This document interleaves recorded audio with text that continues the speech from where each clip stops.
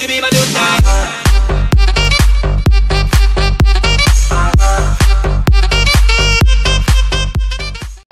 it's Nate here, and we're doing something very, very different. As you can see, we're in the A320 here, or sorry, A319, but yet it's not the Project Airbus A319. This is the Aerosoft A319. I've had it for a while. We're not going to be doing any flights in it, but I'm going to show you how to start it. So let's see if I can jump in the cockpit. Just to warn you right off the bat, this video is going to be extremely laggy.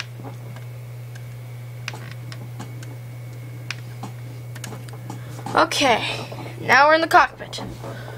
Wait for the textures to load, and while we wait for that, I just want to say that my videos haven't been 720p, which you guys should expect from me. What you guys do expect from me, and I take the full blame for that. It's because I wasn't setting OBS up properly, so now everything should be good. So let me go ahead and try and pan around the cockpit. Like I said, this is why I don't record with the Aerosoft A320 or A319. It's very laggy. Alright, the first thing you guys are going to want to do when the airplane's off. First, you want to turn on the battery. So that's left click on both the battery buttons. See, now they're both on. Next, if you have external power available, which today we do, you would click that on. And then the fans and stuff would start going on. If not, you would just ignore that step of pressing that button, and you would come down here. First, you turn on the nav light, which we'll do now, and turn on the no smoking sign, and arm the emergency exit lights.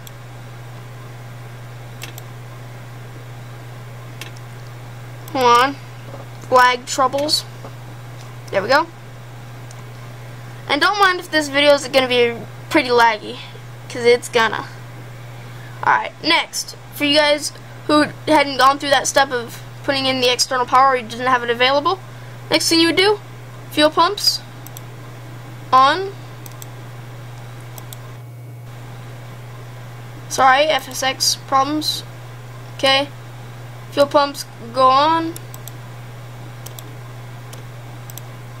like such. Then you press this button here, the APU master switch on, then start the APU. And so the APU would then consequentially start up. And you may be wondering, we don't have any displays. That's because we haven't turned them on yet. So first, the upper ECAM, or the EWD, engine warning display.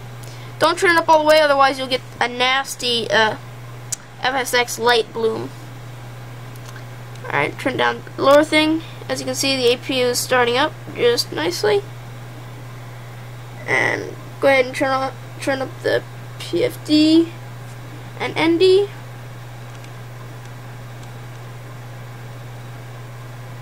Now this isn't totally accurate, because in the real world, if you were to put up the ND first, it would show up as the PFD. I know a lot about these Airbus planes. Okay. Now, let's roll up the PFD.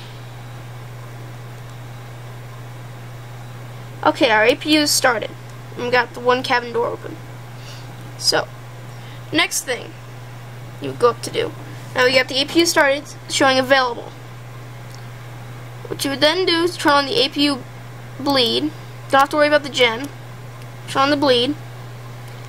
And now you got air. You could hear that go on there.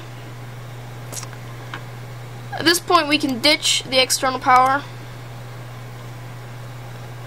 Okay, let's go down to the second FMC.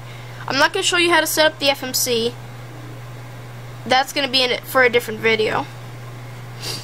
And we'll go here to ground services. If I can. Go ahead and set the parking brakes. Okay. Then you can go ahead and get rid of external power and the wheel chocks. Okay, hit the return button. Go back to the main menu. Next thing you want to do.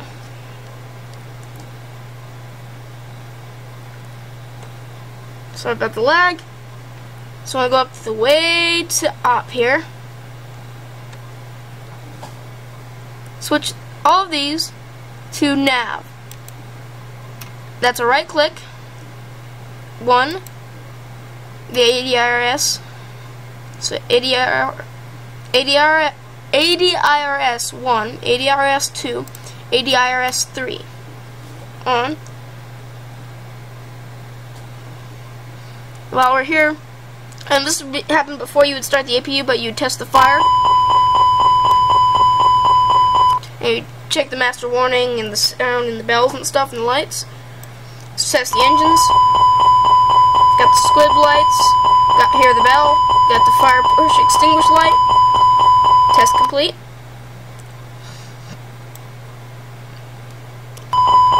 Got squib lights. Got the bell. Got the push extinguish light. Test is okay. Sorry about that bell. It doesn't want to turn off. Okay.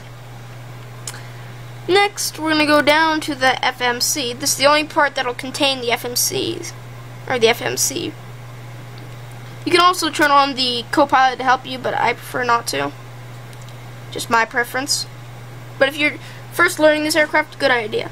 But be careful, you need 15 frame rates for this thing to work in the air, otherwise it goes nuts. Alright, radio master switch on.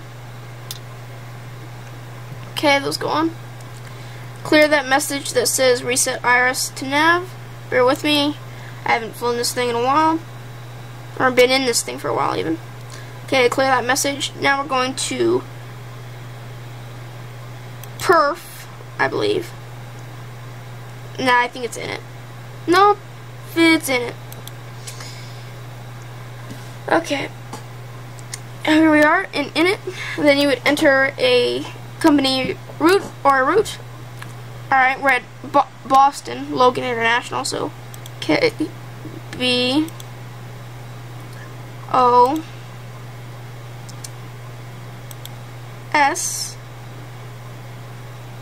Let that all load in. Then you would hit this here. Oh, that's not gonna work. Bad format, yeah. Clear that message. Slash, I don't know, hold on, slash, where should we go? I don't know, St. Louis, or, I don't think it's St. Louis, KMCI, wherever that is, I forget, I know it's somewhere in Missouri. Okay, let's see, where is it? Okay, up there. And then the I. Sorry, I haven't used a FMC in a while, or an advanced one even. But when we get that PMDG 737, it doesn't have this problem where it needs 15 frame rates. When you get to the screen, just hit the return button. Didn't mean anything. When we get the PMDG 737, though, it'll work. We'll have a good thing. And then you would put in your alternate, but we don't need to. We'll just click the Align IRS button, and of course you would fill all the rest of that out and stuff. So now your IRSs are aligning. It takes about 3 minutes in the Aerosoft Airbus. In real life, it takes about 10 minutes. Then you'd set your MCP/FMA, or sorry, MCP, which is this. Okay, now let's go up to the top here and do some tests and stuff. Okay, since we have fuel, go ahead and turn on the seatbelt signs. Our emergency exit lights have been armed. Let's go up here. You would turn on the, this isn't modeled in this, but to test the oxygen system, you turn on the, oh sorry, never mind. You just go down and test the stuff. Alright, for the recorder, ground control on. CVR test, hold, you'd hear beep, then you'd let go, and then you'd hit the CVR erase for a couple seconds, and then right click to turn off the ground control. Alright, let's go up to the top here. So everything else looks pretty good.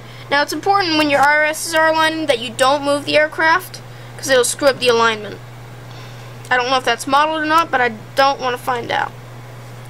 Next thing you want to do is turn on the auto brake to max / RTO.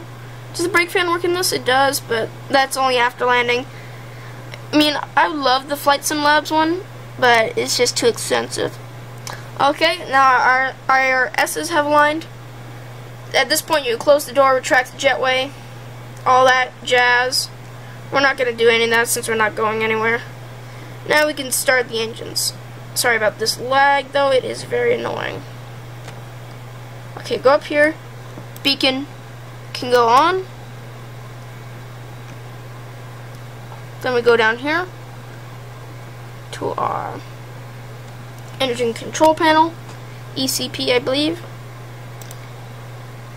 Okay, right click that to go to ignition / start, and then start number 2.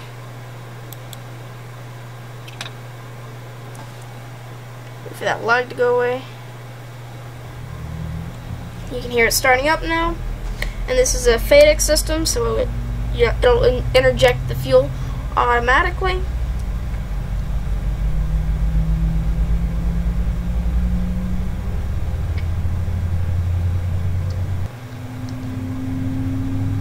Okay, there's engine 2 online.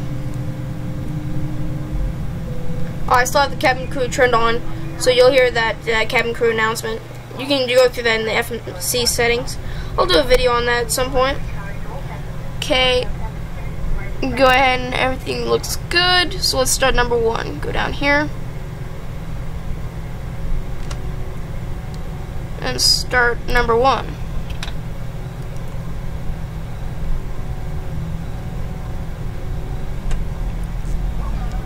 There's the PTU, which you normally wouldn't hear from the cockpit, but sorry, flight deck. But it's a great sound, so Aerosoft had more than enough reason to model that sound in there.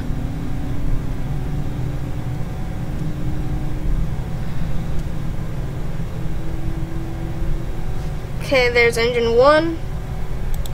Go and left click, and that'll go back to the normal position. Go up to the overhead panel here. Oh, you also have the choice of getting your compass down. You just click that, the compass would pop down like this. See, compass pops down. Alright, next we can go ahead, we got the bleeds on for the engines. Go ahead and ditch the APU bleed by right clicking. Okay, then we can ditch the APU by right clicking on the APU master switch. Everything else will shut off. Okay, then you would turn on your taxi light, or your nose light taxi, and turn on your runway turn-off lights. This is more of a preference thing as far as the runway turn-offs, but I like to have them on, especially at night. And then everything else is pretty good here. You call up for taxi and clearance and stuff, or you'd already called up for clearance. So you'd call up for taxi, you'd push back while you're starting the engines, and then you'd be good to go. So this is Nate, and this has been the tutorial on how to start the Aerosoft A319.